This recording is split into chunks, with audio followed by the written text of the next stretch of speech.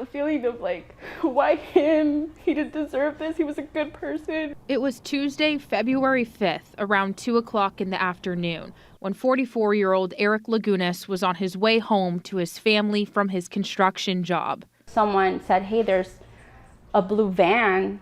It just came out on the news. As soon as we saw that blue van, we're like, oh my God, that's him. He was near 23rd Street and Fillmore when Phoenix police say two people in that area got into some sort of fight.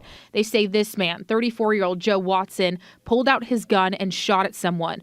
Lagunas happened to be in the wrong place at the wrong time and was caught in the crossfire. A completely innocent victim and unfortunately suffered a gunshot wound that cost him his life. Police say Lagunas was hit, then crashed into a pole which shut power off in the neighborhood for hours and died. Watson got in his car and drove away. Police did detain someone else that day, but say the person claimed self-defense.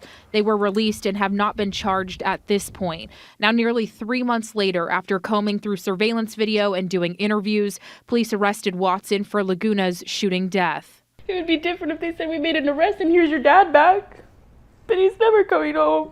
Lagunas was married to his wife for 20 years and had 4 kids and 3 grandchildren.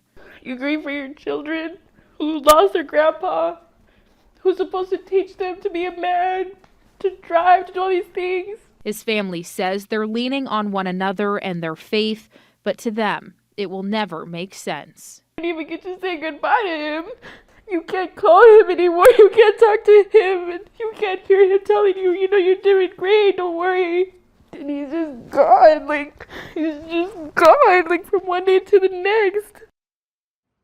Now, Watson was booked into jail on a $1 million bond for multiple felony charges, including murder. Police are still calling this an active investigation, so if you saw anything or you know anything, call Phoenix Police. In the newsroom, I'm Holly Bach for Arizona's Family.